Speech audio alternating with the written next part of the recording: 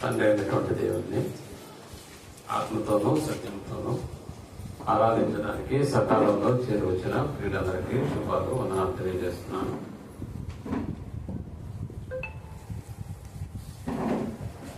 ప్రేమైనటువంటి ఈ దేవుని వల్ల దేవుని యొక్క మహాకృప బట్టి మరొక దినాన్ని, మరి ముఖ్యంగా మరొక సంవత్సరాన్ని దేవుడు మనకు అనుగ్రహించాడన్నది వాస్తవం. నిజానికి నూతన సంవత్సరంలో మనం అడుగుపెట్టి ఉన్నాం. అందుకని నూతన సంవత్సర శుభాకాంక్షలు అనేటటువంటిది కూడా మనం చెప్పడానికి వీల్లేదు. ఎందుకంటే మనకు జరిగిందే ఇప్పుడు జరిగిందే రేపు మళ్ళా జరగబోతుంది అన్న సంగతి తెలుసు. సరే, ఏదేమైనా కూడా దేవుని యొక్క మాటలను అంశాల రూపంతో మనం ఆలోచన చేయడానికి ఇష్టపడుతున్నాం. ఎందుకంటే అంశం అనేటటువంటిది చాలా విషయాలు మనం ఆలోచించడానికి వీలు కలుగు చేస్తుంది. అందులో భాగంగానే ఈ దినం కూడా దయగల దేవుని దయా కిరీటం ఎలా ఉంటుంది మనకు తెలుసు కదా. చాలా మంది కిరీటాలు అనేటటువంటి పదం వెనకాల మనకు కనిపిస్తున్నటువంటిది రాజుల తలకు ఉండేటటువంటి కిరీటం, రాణుల తలకు ఉండేటటువంటి కిరీటం. ఇంకా మన కాలంలో చూస్తే పిల్లలకు బర్త్డే చేసేటప్పుడు వాళ్ళకి కిరీటాలు పెడుతూ ఉంటారు. అవి డూప్లికేట్ కిరీటాలు, ఫోటోలకి బాగా కనిపించే విధంగా అవి తయారు చేయబడతాయి. అప్పుడప్పుడు ప్రపంచవ్యాప్తంగా కూడా మిస్ వరల్డ్, మిస్ యూనివర్స్, లేకపోతే మిస్ ఇండియా అనేటటువంటి కొన్ని అవార్డులు సొంతం చేసుకున్నప్పుడు కూడా వారి నెత్తి మీద ఒక కిరీటం పెడుతూ ఉంటారు. అంటే ఈ కిరీటాల వెనుక మనకు కనిపిస్తున్నటువంటిది అది ఒక పదార్థంతో చేయబడినటువంటి వస్తువు, లేకపోతే దాని వెనుకాల మనకు కనిపిస్తున్నటువంటి క్యాష్ రివార్డు, అంతమందిలో ఘనతను చేకూర్చేటటువంటి ఒక విధానాన్ని లేకపోతే ఒక అధికారాన్ని అది కలిగి ఉంటుందన్న సంగతి మనకు తెలుసు. అయితే ప్రియమైనటువంటి వాళ్ళరా, ఇక్కడ సోదరులు నాకు చెప్పినట్టుగా దేవుని యొక్క దయా కిరీటం అనేటటువంటిది మనకి కనిపిస్తుందా? ఒకవేళ వస్తువు రూపంలో దాన్ని చూడడానికంటే దేవుడే కనపడ్డు, దేవుడు అదృశ్యుడు. కాబట్టి అదృశ్యుడైనటువంటి దేవుణ్ణి మనం చూడనటువంటి మనము మరి దేవుని దయా కిరీటాన్ని ఎలా చూడగలుగుతాం? కాబట్టి చూడలేం. అందుకనే అది ఎలా ఉంటుందో అన్న సంగతిని మనం ఆలోచన చేయడానికే ఈరోజు ఇక్కడ కూర్చున్నాం. మనకు తెలుసు కదా, దేవుని యొక్క దయా కిరీటం అనేటటువంటి పదం మనకి బైబిల్లో ఎక్కడ కనిపిస్తుంది అని అంటే, నూతన సంవత్సరాన్ని పునర్చుకుని చాలా మంది దైవ సందేశకులు ఈ పదాన్ని వాడకుండా ఈ సంవత్సరాన్ని మొదలు పెట్టలేదు. అంటే ఈ పదం అనేటటువంటిది బైబిల్లో రాయబడినట్లుగా నూతన సంవత్సరంలోకి ప్రవేశించేటటువంటి ప్రతి సంఘస్థులకు ఇది పరిచయం అవుతుంది. మరి ఈ పదం ఎక్కడుంది అని మనం ఆలోచన చేస్తే ఒకసారి మనం కీర్తనల గ్రంథంలోకి వెళ్ళి 65వ అధ్యాయం 11వ వచనాన్ని మనం ఆలోచించగలం. కీర్తనల గ్రంథము 65వ అధ్యాయం 11వ వచనంలో ఈ సంగతి మనకు సంవత్సరమును నీ దయా కిరీటము ధరింపజేసి ఉన్నావు. అది సంవత్సరమును నీ దయా కిరీటము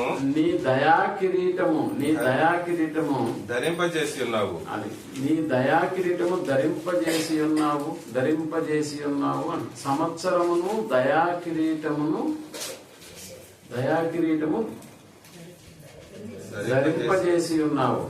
అంటే ఇక్కడ దేవుని యొక్క దయా కిరీటం అనేటటువంటి దాన్ని ప్రతి మనుషుడికి దేవుడు దాన్ని ధరింపు చేస్తున్నట్లుగా మనకు మరి ఏ రకంగా అంటే సంవత్సరం అనేటటువంటి పదాన్ని ఇక్కడ వాడుతున్నాడు.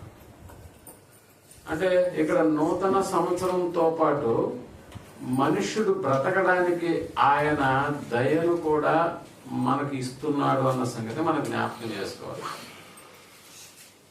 మనం ఆ రోజు చుట్టి 365 దినాలు ఉన్నటువంటి క్యాలెండర్ని అందరికి ఇచ్చాం. నిజానికి ఆ చుట్టినటువంటి క్యాలెండర్ తీసుకున్నటువంటి చాలా మందిలో వాళ్ళ మరణ దినం కూడా రాసి ఉంటాడన్న సంగతి జ్ఞాపకం చేసుకోరు.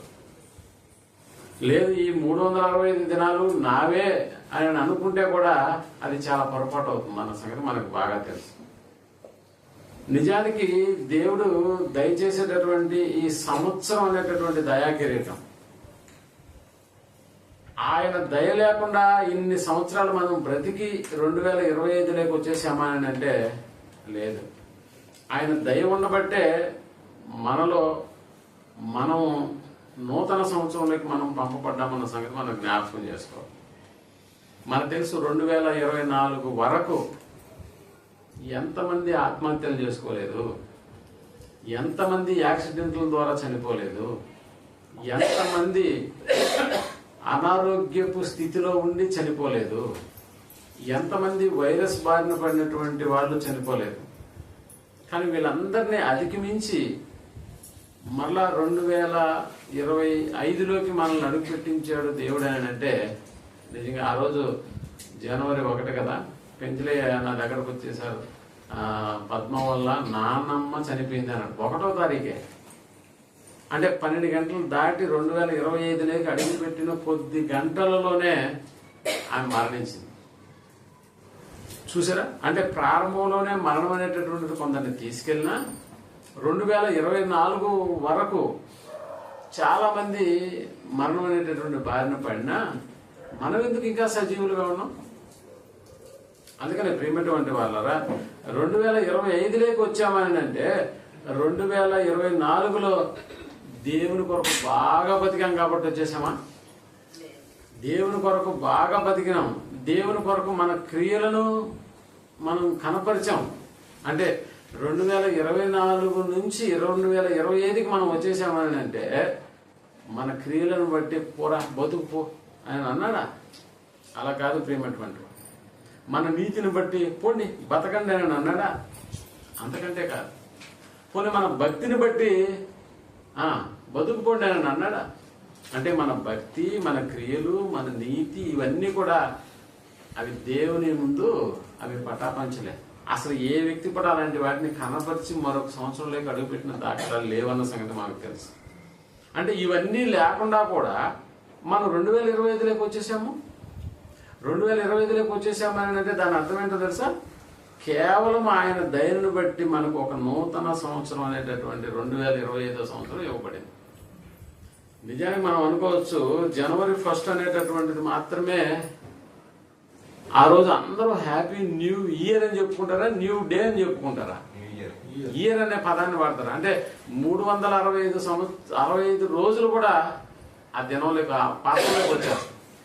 హ్యాపీ న్యూ డే కాదు, హ్యాపీ న్యూ ఇయర్. అంటే మళ్ళా డిసెంబర్ 31 వరకు ఆ దినాలన్నింటినీ కలిపి ఒక సంవత్సర రూపంలో మనం మాట్లాడుతున్నాం. అందుకని ఇక్కడ 365 దినాలు ఒక న్యూ ఇయర్ అనేటటువంటి పదంతో మనం వాడుకుంటూ ఉంటాం, న్యూ డే కాదు. కానీ ఆ దినం చెబితేనే న్యూ ఇయర్ అనేటటువంటి పదానికి ఒక అర్థం ఉన్నట్లుగా మనకు అనిపిస్తూ ఉంటుంది. ఆ తర్వాత 2వ రోజు వెళ్ళి హ్యాపీ న్యూ ఇయర్ అన్నాం అనుకో, నిన్నంతా ఎక్కడికి వెళ్ళావని అని అడుగుతారు. కొన్ని జనవరి తర్వాత ఫిబ్రవరిలో చెప్పామనుకో, మనల్ని కింద నుంచి పై వరకు చూస్తారు. అంటే ఇక్కడ నిజంగా మన నీతి క్రియలను బట్టి దేవుడు పైన మనం చూపించినటువంటి భక్తిని బట్టి దేవుడు 2025 మనకి ఇవ్వలేదన్న సంగతి మనకు తెలుసు. చాలా మంది అనుకుంటారు ఆ రోజు రాత్రి ముఖానికి కొంత ముగ్గు పూసుకొని రోడ్డుకు కొంత అందించి welcome to 2025, bye bye to 2024 అని రాసేసి అబ్బా నేను రాత్రి అంతా కష్టపడి ముగ్గు వేశాను కాబట్టి 2024 వెళ్ళిపోయింది, ఇంకా చెప్పాలంటే కొత్త సంవత్సరం అని 2025 వెల్కమ్ చెప్పాను కాబట్టి అందువల్ల వచ్చింది అని చాలా మంది ఫీల్ అవుతూ ఉంటారు. మనకు తెలుసు కదా, నెదర్లాండ్స్ చూసినప్పుడు ఆ ముగ్గులన్నింటినీ చూసినటువంటి మన పరిస్థితి కూడా అబ్బా నేను వేశాను కాబట్టి వెళ్ళింది, నేను వేశాను కాబట్టి వచ్చింది. నిజంగా ప్రియమైనటువంటి వాళ్ళరా గతించిన సంవత్సరంలో ఉన్నటువంటి వాళ్ళు ఈ సంవత్సరంలో మన మధ్య లేరు, మన మధ్యలో నుంచి లేరు. కానీ మనం నిలబడ్డాము, మనం కూర్చున్నాము, మనం చెల్లిస్తున్నాము అని అంటే నిజంగా ప్రేమటువంటి వారు అది దేవుని యొక్క దయ మాత్రమే. అందుకని దేవుడు దయ కలిగినటువంటి వాడు అన్న సంగతి మనకు తెలుసు. నిజానికి దేవుని యొక్క దయ అనేటటువంటిది ఆయన రూపము, ఆయన స్వరూపంతో మనం ఈ లోకానికి పంపబడినప్పుడు అదే దయ ఇప్పుడు మనలో కూడా ఉండాలి. కానీ నిజానికి మనుషులు దయ కలిగినటువంటి వాళ్ళ అంటే కాదు. దయలేని మనిషి మీద దేవుని దయ ఎందుకు ఇంకా కొనసాగుతుంది? దయలేని మనిషి మీద. అందుకని ఒక డైలాగ్ కూడా రాస్తారు సార్, నా పేరు దయాకర్ అంట, నాకు లేనిదే అదంట. చూసారా? అంటే మనుషుడు దాన్ని చెప్పుకోవడానికి కూడా చాలా గర్వంగా చెప్పుకుంటున్నాడు, దాన్ని గర్వంగా చెప్పుకుంటున్నాడు. మరి దేవుడు ఎలా చెప్పుకోవాలి? దేవుడు ఎప్పుడు కూడా మనకు తెలుసు ఆయన దయగలిగిన వాడు అన్న సంగతి. నాకు పెంచలే కూడా ప్రార్థనలో దయగలిగిన తండ్రి అన్న పదం వాడాడు. చూసారా? మనకు తెలియకుండానే దేవుని ఉచ్చరించడానికి వచ్చేటటువంటి పదాల్లో కూడా ఒక పదం ఏమైందని అంటే దయా అన్న పదం. ఒకసారి మనం చూడండి, కీర్తనల గ్రంథము 103వ అధ్యాయం 8 నుంచి 11 వచనాలు మనం ఆలోచించగలిగితే, 103వ దావీదు కీర్తన 8 నుంచి 11 వచనాలు. యెహోవా దయా దాక్షిణ్య పూర్ణుడు, యెహోవా దయా దాక్షిణ్య పూర్ణుడు, దీర్ఘశాంతుడు, కృపా సమృద్ధి గలవాడు, దీర్ఘశాంతుడు, కృపా సమృద్ధి గలవాడు, ఆయన ఎల్లప్పుడు వాద్యమాడువాడు కాడు, ఆయన ఎల్లప్పుడు వాద్యమాడువాడు కాడు, ఆయన నిత్యము కోపించువాడు కాడు. చూసారా? ఆయన నిత్యము కోపించువాడు కాదు. పాపులమైన మన మీద పాపం రావాలి నిజంగా దేవునికి, కానీ మన పాపమును బట్టి మనకు ప్రతిఫలం ఇవ్వాలి నిజంగా చెప్పాలని అంటే. అందుకని చెప్తున్నాడు, మన పాపములను బట్టి మనకు ప్రతీకారము చేయలేదు. అదిగో, మన పాపములను బట్టి మనకు ప్రతీకారం చేయాలి. కానీ ఎందుకు చేయట్లేదు ఈయన? ఆయన చేయలేదు. మన దోషములను బట్టి మనకు ప్రతిఫలము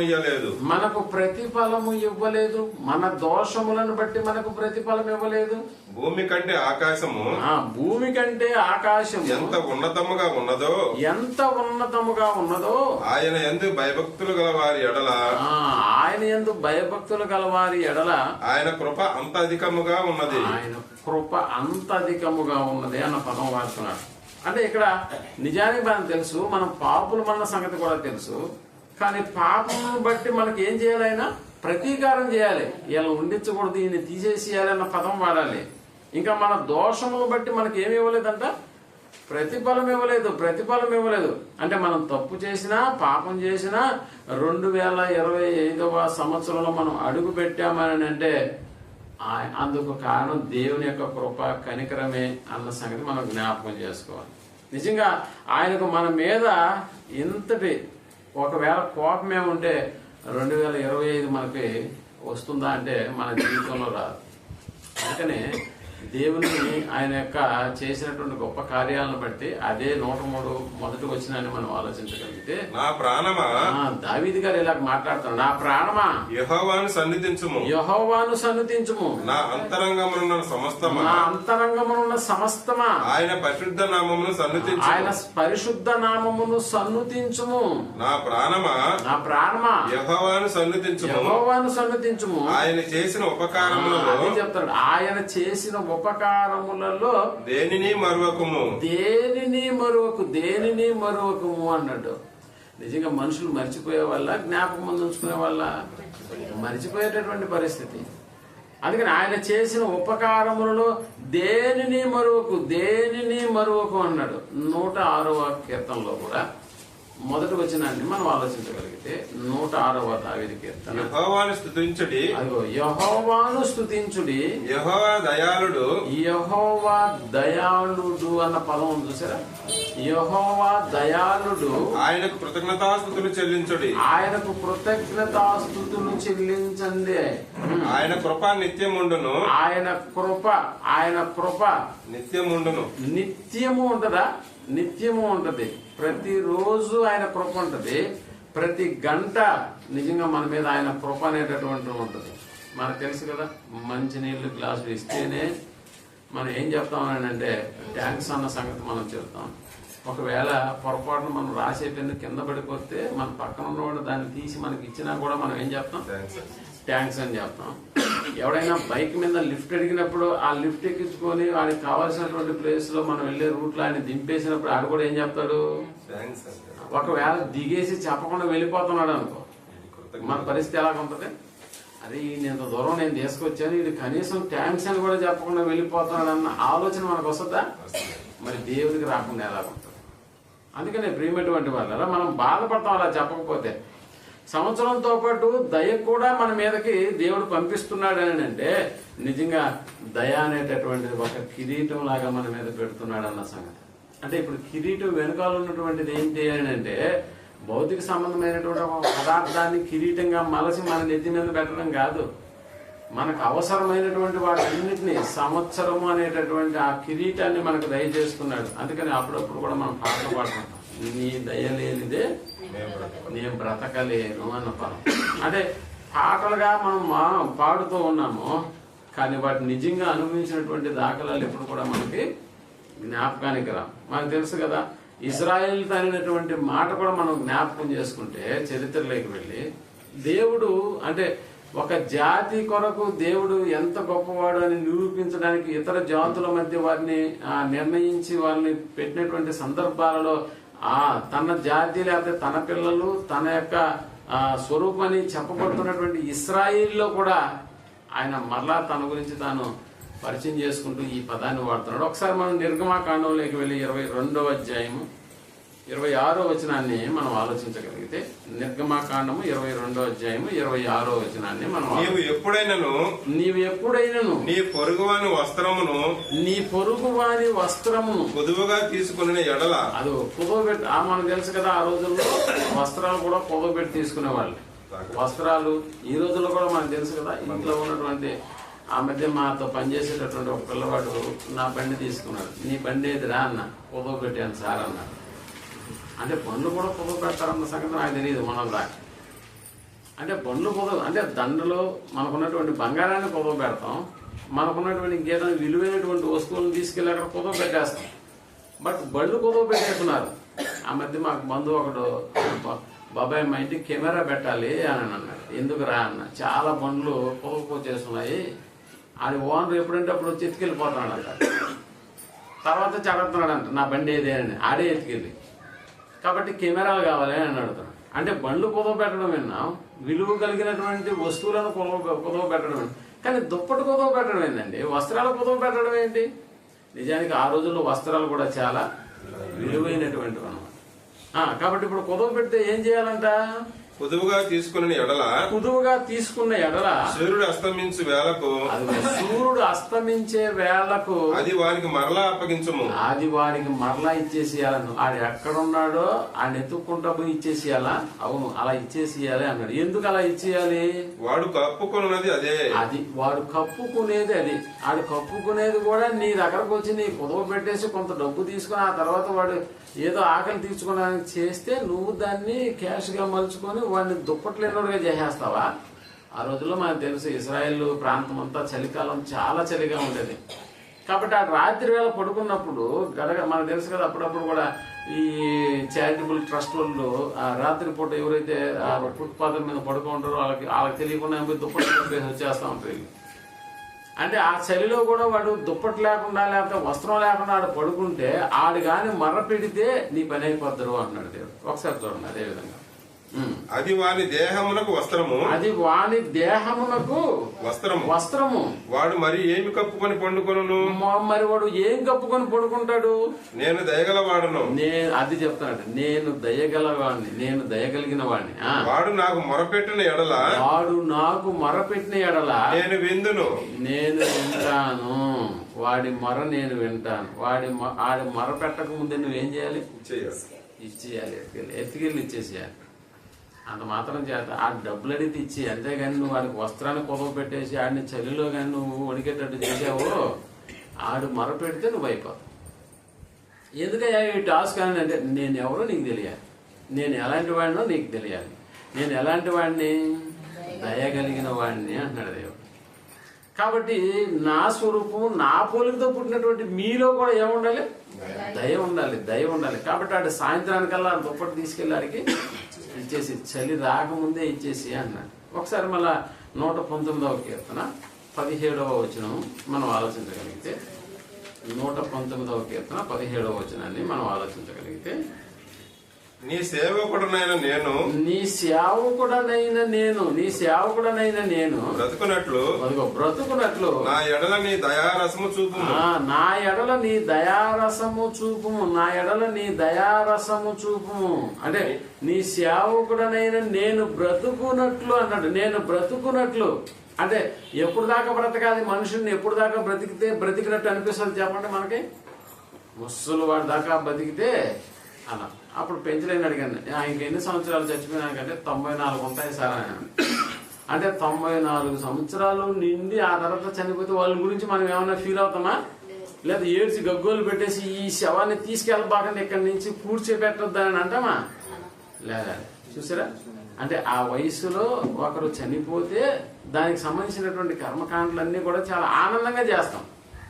అదే ఒకడు 30లో 20లో చనిపోయినాడు అనుకోండి, పరిస్థితి ఎలా ఉంటుంది? దానికి భిన్నంగా ఉంటుంది. కాబట్టి ఇక్కడ మనం ఆలోచన ఏంటంటే, నీ సేవకుడు నేను బ్రతుకున్నట్లు అన్నాడు. అంటే బ్రతుకున్నట్లు నా ఎడల నీ దయారసము చూపుము. దయారసము అనే పదం, దయారసం అనేటటువంటి పదం మనకు తెలుసు కదా. మనుషులు బ్రతుకున్నట్లుగా వాళ్ళ జీవితాల్లో వాళ్ళు ఎన్నో జిమ్ములకి వెళ్ళి జిమ్ చేస్తారు, ఎక్సర్సైజులు చేస్తారు, ఇంకా అనేక రకాలైనటువంటి థెరపీలు చేస్తారు. లాఫింగ్ థెరపీ కూడా చేస్తారు. ఎందుకంటే బ్రతకాలంటే నవ్వాలంట, బ్రతకాలంటే జిమ్ చేయాలి. మనకు తెలుసు కదా, ఆ మధ్య ఒక పునీత్ రాజ్ కుమార్ అనేటటువంటి అతను చేసినటువంటి జిమ్ అతను మరణించిన తర్వాత చూపించినప్పుడు నిజంగా అలాంటి జిమ్ ఎవరు చేయరు. అంటే అంత బాగా చేస్తాడా? అన్ని గంటలు చేస్తాడా ఆయన అంటే? అవును, అన్ని గంటలు చేస్తాడు. కాకపోతే ఆయన ఈరోజు మనలో లేడు. అంటే ఏమైపోయింది? బ్రతకాలంటే దేవుని దయారసం అనేటటువంటి మనుషుడికి కావాలి. నువ్వు ఎంత జిమ్ చేసినా, నువ్వు ఎంత ఎక్సర్సైజ్ చేసినా కూడా నిజంగా అది మనకి సాటి రాదు, మనకి పనికి రాదు అన్న సంగతి మనం ఆలోచన చేయాలి. అందుకని హ్యాపీ న్యూ ఇయర్ రాగానే నిజంగా ఆ సంవత్సరం అంతా బ్రతకడానికి ఆయన చేసినటువంటి వాటిని మనం జ్ఞాపకం ఉంచుకుంటే అవి ఎన్నో రకాలుగా మనకి ఎంతగానో ఉపయోగపడేటటువంటి విషయాలని తండ్రైనటువంటి దేవుడు మన కొరకు ఒక దయా కిరీటంగా వాటిని మన కొరకు పంపిస్తున్నాడు అన్న సంగతి. నిజంగా మనమేమో 1వ తారీఖు రాగానే హ్యాపీ అని చెప్పుకుంటాము, కానీ నిజానికి దేవుడికి అది బీపీ లాగా తయారైపోతుంది. అందుకని మనకు తెలుసు కదా, ప్రారంభంలో నరుల చెడుతనం భూమి మీద గొప్పది అన్న పదం వాడతాడు. నరుల చెడుతనం భూమి మీద గొప్పదవ్వాలా? నరుల మంచితనం గొప్పదవ్వాలి భూమి మీద? మంచితనమే గొప్పదవ్వాలి. కాబట్టి చెడుతనం గొప్పదైపోయింది కాబట్టి తండ్రి అయిన దేవునికి ఆ రోజు హార్ట్ అటాక్ వచ్చేసింది. అంతే కదా. హృదయంలో నొచ్చుకుని అన్న పదం మనకు కనిపిస్తుంది. కానీ ప్రేమటువంటి వాళ్ళరా, సంవత్సరంనిచ్చి నీకు దయను ఎలా చూపిస్తున్నాడో నీకు అర్థమవుతుందా? సంవత్సరం అయితే ఇచ్చేసావు, కానీ ఆ సంవత్సరంలో దేవుని దయ అనేటటువంటి ఆ కిరీటం నీకు లేకపోతే అదే రోజు మనకి చివరి దినం.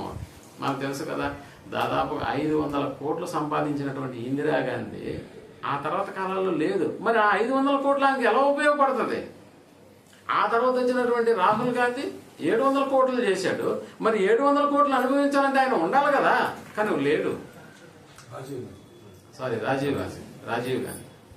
సో ఆ తర్వాత వచ్చేటటువంటి సోనియా గాంధీ కూడా దాదాపు 1000 కోట్ల దాకా దాన్ని తీసుకెళ్లిపోయింది, కానీ ఇప్పటికీ ఆమె ఆరోగ్యం సరిగా లేదన్న సంగతి మనకు తెలుసు. అంటే దీన్ని బట్టి మనకి ఏమర్థం అవ్వాలంటే, ఆయుష్ ఉంటే గాని, ఆ ఆయుష్ను పెంచేటటువంటి కార్యక్రమాలు ఉంటే గాని మనకు ఆ సంవత్సరాలు పనికిరావు, వేస్ట్ అయిపోతాయి. కాబట్టి ఇక్కడ నిజంగా 65వ అధ్యాయంలోకి వెళ్ళి 8వ వచనాన్ని కూడా మనం ఆలోచించాలి. ఇంతకుముందు మనం 11వ వచనం చదివాం కదా. ఒకసారి కీర్తనల గ్రంథము 65వ అధ్యాయము 8వ వచనాన్ని మనం ఆలోచించగలిగితే, 8వ వచనం ఈ రకంగా, నీ సూచక క్రియలను చూచి చూచి దిగంత నివాసులను భయపడుదురు. దిగంత నివాసులను భయపడుదురు. నీ సూచక క్రియలను చూసి దిగంత నివాసులను భయపడుదురు. ఉదయ సాయంత్రముల ఉత్పత్తులను నీవు సంతోషభరితములుగా చేయుచున్నావు. ఏం చేస్తున్నాడంటే దేవుడు ఉదయ సాయంత్ర ఉత్పత్తులను అన్నాడు. మనకు తెలుసు సిమెంట్ ఉత్పత్తి చేసే ఫ్యాక్టరీలు ఉన్నాయి. ఇంకా ఏం ఉత్పత్తి చేస్తున్నాయి మన మధ్యలో ఉన్నటువంటి ఫ్యాక్టరీలు? చాలా రకాలైనటువంటి పదార్థాలను ఉత్పత్తి చేసేటటువంటి ఫ్యాక్టరీలు మన మధ్యలో మనకు బాగా తెలుసు. కానీ ఉదయం సాయంత్రం అనేటటువంటి ఉత్పత్తి తెలుసా? అది ఎలా వస్తుందో తెలుసా నీకు? అది రావడానికి గల కారణం దేవుడు దయ. అందుకని ఆయన చెప్తున్నటువంటి ఉదయ సాయంత్రముల ఉత్పత్తులను నీవు సంతోషభరితములుగా చేయుచున్నావు. నీవు భూమిని దర్శించి ఏం చేస్తున్నాడంటే మళ్ళా నీవు భూమిని దర్శించి దానిని తడుపుచున్నావు. ఇప్పుడు ఉదయం సాయంత్రం రావాలంటే ఆ ఉత్పత్తి మనలో జరగాలని అంటే భూమి మీద ఉన్నటువంటి మనకు ఉదయం సాయంత్రం రావాలని అంటే ఇప్పుడు దేవుడు ఏం చేయాలి? భూమిని తిప్పాలా? భూమిని తిప్పాలి. సూర్యుడు కూడా తిరగాలి, నక్షత్రాలు తిరగాలి. ఎన్నో తిరిగితే కానీ నీకు ఉదయం రాదు, ఎన్నో తిరిగితే కానీ నీకు సాయంత్రం రాదు. ఆ తిరిగేటటువంటి వేళల్లో కూడా క్షణం లేట్ అయినా కూడా మనం అయిపోతాం. మనకు తెలుసు కదా మరి భూమి అనేటటువంటిది అంటార్కిటికా ప్రాంతాల్లో చాలా మంచు గడ్డగట్టిపో ఉంటాయి, నదులు కూడా గడ్డగట్టిపో ఉంటాయి. అంటే కొంచెం అవతలకు వెళ్ళినా ఆ గడ్డగట్టుకోపోవడం పరిస్థితి, భూమి అంతా గడ్డగట్టుకోపోతుంది. కొంచెం యువతలకు వచ్చినా ఎండకి ఎండిపోతుంది సూర్యరశ్మి. కానీ ఆ మధ్యలో ఉండి దేవుడు ఉదయ సాయంత్రాల యొక్క ఉత్పత్తిని అక్కడ ఏం చేస్తున్నాడు అనే సంగతి మనకు తెలిసినప్పుడు మరి ఆయన భూమిని కూడా ఏం చేస్తున్నాడంట? భూమిని కూడా దర్శించి, అదేనా, భూమిని దర్శించి దాన్ని తడుపుతున్నాడు. ఎందుకు తడుపుతున్నాడు? 2025 అంతా మనం ఏమవ్వాలి? బతకాలి. 2025లో యాపిల్ పళ్ళు లేవు అని అన్నాం అనుకోండి, ప్రపంచం ఇంకేమన్నా ఉందా? అసలు 2025లో ఎక్కడ బియ్యం గింజలు లేవని అన్నాం. భూమి మీద నేను చెప్పి భూమి మీద ఎక్కడ బియ్యం లేవని అన్నాం అనుకోండి, ఇక ఉందా? మన పరిస్థితి ఉందా? భూమి మీద ఇంకా 2025 అక్టోబర్ లేకపోతే ఆగస్టు నాటికి గోధుమ గింజలు అయిపోతాయని అన్నారనుకోండి. అలా అన్నారనుకోండి, ఇప్పుడు రొట్టెలు తినేవాళ్ళ పరిస్థితి ఏంటి? బియ్యం తినేవాళ్ళ పరిస్థితి, బియ్యం ఆ తర్వాత ఉండవండి అని అన్నారనుకోండి, పరిస్థితి ఎలాగుంటుంది మనకు తెలుసు కదా. మరి కరువు కాలాల్లో ఇలాంటి వాటిని ఉన్నప్పుడే కదా ఏసేపు 7 సంవత్సరాలు వాటిని ఏం చేశాడంటే నిల్వ చేశాడు. ఆ తర్వాత ఎంతో మందికి ఆహార ధాన్యాలు ఇచ్చినటువంటి దాఖలాలు మనకు కనిపిస్తాయి. ఇప్పుడు భూమి మొత్తం మీద ఇవేమీ కనపట్లేదు అనుకోండి, ఒక 6 నెలల లోపు ఏదైనా కనపడలేదు అనుకోండి, వరి గింజ కనపట్లేదు, గోధుమ గింజ కనపట్లేదు, తినే పదార్థాలు ఏవి కూడా మనుషులకు అందుబాటులో లేదు. ఎక్కడ ఏ ఆపిల్ చెట్టు చూసినా ఫలాలు లేవు, ఏ కూరగాయలు చూసినా పంటనివ్వట్లేదు, అసలు పండట్లేదు. ఇలాంటి పరిస్థితిని ఒక్కసారి మనం ఊహించుకుంటే ఇప్పుడు దేవుని యొక్క దయ అనేటటువంటిది మనుషుల మీదకి ఎంత అవసరం మనకు అర్థమవుతుందా? అందుకని ఆయన భూమిని ఏం చేస్తాడంట? భూమిని దర్శించి దాన్ని తడుపుచున్నావు. దానికి మహాదైశ్వర్యమును కలగజేయుచున్నావు. దేవుని నది నీళ్లతో నిండి దేవుని అప్పుడు నదులు కూడా నీళ్లతో నిండాలంటే వర్షం కావాలి. ఆ మధ్య వర్షం కావాలని చెప్పి మేఘమదనం చేసినటువంటి దాఖలాలు మనకు కనిపిస్తున్నాయి. అంటే మేఘాన్ని ఎంత కుదిపితే ఎన్ని నీళ్లు వస్తాయి చెప్పండి? ఒక బట్ట నెలలో ముంచి పిండితే నీళ్లు వస్తాయేమో కానీ మేఘమదనం అనేటటువంటి ఆ పొడిని తీసుకెళ్లి మేఘాన్ని ఊపితే వస్తుందా? అసలు వర్షం ఎలా కురుస్తుందో చూడు, ఎలా చెప్తున్నాడు దేవుడు. నీవు భూమిని అట్లు సిద్ధపరచిన తర్వాత వారికి ధాన్యము దయచేయుచున్నావు. వారికి ధాన్యము అంటే 2025లో మళ్ళా ఎక్కడా కూడా క్షమకాలాలు రాకుండా అన్నిటినీ సర్వ సమృద్ధిగా దేవుడు పండించాలి. మనుషులందరూ వాటిని తిని తృప్తి పొందాలి అని అంటే 2025 ఇప్పుడు నీకు ఎలా ఉండాలి? దయగా ఉండాలి. దయా కిరీటం అనేటటువంటి పదాన్ని వాడు. రైట్. ఆ తర్వాత దాని దుక్కులను విస్తారమైన నీళ్లతో తడిపి దాని గనిమలను చదును చేయుచున్నావు. వాన జల్లుల చేత దానిని పదును చేయుచున్నావు. అది మొలకెత్తగా నీవు దానిని ఆశీర్వదించుచున్నావు. అది మొలకెత్తగా నీవు దాన్ని ఆశీర్వదించుతున్నావు. అప్పుడు చెప్తున్నాడు అన్నమాట, సంవత్సరమును నీ దయా కిరీటం అనేటటువంటి పదాన్ని ఇక్కడ వాడతాను. అంతే, దేవుడు మొలకెత్తాలంటే దేవుడు దాన్ని ఆశీర్వదించాలి. అందుకే ఆహారం మన యొద్దకు రాగానే మనం ఏం చేయాలి అంటే, నిజంగా ఇక్కడ కూర్చున్న వాళ్ళు ఎవరైనా ఒరిగింజలు పండించే వాళ్ళు ఉన్నారా? వ్యవసాయం చేసేవాళ్ళు. ఒకప్పుడు భాస్కర్ ఉండేవాడు, రైతు అని చెప్పుకునేవాళ్ళు. ఇప్పుడు ఆ భాస్కర్ కూడా ఆ పని ఆపేసి ఇప్పుడు ఏదో ఒక కంపెనీలోకి వెళ్ళి పని చేసుకుంటున్నాడు. ఒకసారి ఆలోచించండి, మనం మా భూమిని తడపకుండానే, భూమిని దున్నకుండానే, విత్తనాలు వేయకుండానే ఈరోజు మనం అందరం ఏం చేస్తున్నాం? మధ్యాహ్నం పోగానే భోజనమా? అసలు ఏమైనా లింక్ ఉందా నీకు దానికి? అయినా కూడా మన దాకా ఒక బస్తా బియ్యం నెల మొత్తం. చూసారా? అంటే ఎన్ని పదార్థాలు వీటి వెనకాల మనం పండించినటువంటి వాటి ఆ దాఖలాలు మనకు లేకపోయినా కూడా వాటన్నిటి విషయంలో మనకి ఈరోజు తీసుకొచ్చి మన దగ్గర పెట్టేస్తున్నాడు. అంటే దీని వెనకాల దేవుని యొక్క దయ అనేటటువంటి ఒక కిరీటంగా దేవుడు మనకు అనుగ్రహిస్తున్నాడు అన్న సంగతి మనకు జ్ఞాపకం లేదు. అందుకని మనం చదువుకున్నటువంటి లేఖన భాగం అపోస్తల కార్యం 14వ అధ్యాయం 17వ వచనాన్ని మనం ఆలోచించగలిగితే, అపోస్తల కార్యం 14వ అధ్యాయం 17వ వచనాన్ని మనం ఆలోచించగలిగితే, అయినను ఆయన ఆకాశం నుండి మీకు వర్షమును, ఆయన నీకు ఆకాశము నుండి ఏం చేస్తాడంట? వర్షమును ఫలవంతములైన ఋతువులను దయచేయచ్చు. ఫలవంతములైన ఋతువులు ఇవన్నీ ఏమనుకున్నారు? దేవుని దయా కిరీటంలో భాగస్తులు ఇవన్నీ కూడా. ఆ దయ లేకపోతే నీకు వర్షాలు రావు, ఆ దయ లేకపోతే నీకు ఋతువులు రావు, ఆ దయ అనేటటువంటి రాకపోతే నదులు నిండవు, ఆ దయ అనేటటువంటి లేకపోతే విత్తనాలు మొలకెత్తవు, నువ్వు తినలేవు. కాబట్టి ఇక్కడ చెప్తూ, అయినను ఆయన ఆకాశము నుండి వర్షమును ఫలవంతములైన ఋతువులను దయచేయచ్చు, ఆహారమును అనుగ్రహించుచు, ఉల్లాసముతో మీ హృదయములను నింపుచు, మేలు చేయుట చేత అన్నాడు. అంటే ప్రతి మనుష్యుడికి మేలు జరగాలంటే ఆ మేలు అనేటటువంటి దేవుని యొక్క దయా కిరీటం అనేటటువంటి పదం వెనకాల దాగి ఉన్నటువంటి మర్మం. ఒకసారి యెరెమీయా గ్రంథంలోకి వెళ్ళి 10వ అధ్యాయము 13వ వచనాన్ని మనం ఆలోచించగలిగితే, యెరెమీయా గ్రంథము 10వ అధ్యాయము 13వ వచనాన్ని మనం ఆలోచించగలిగితే, ఆయన ఆజ్ఞనీయగా జలరాశులు ఆకాశ మండలంలో పుట్టును, భూమి అంత భాగములలో నుండి భాగములలో నుండి ఆయన ఆవిరి ఎక్కజేయును, వర్షము కలుగునట్లుగా ఆయన మెరుపులు పుట్టించును. అర్థమవుతుందా?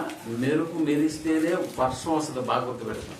అంతేగాని నువ్వు మేఘాల మీదకి వెళ్ళి మేఘం మదనం చేస్తే వర్షం వచ్చేసింది అనబాకు.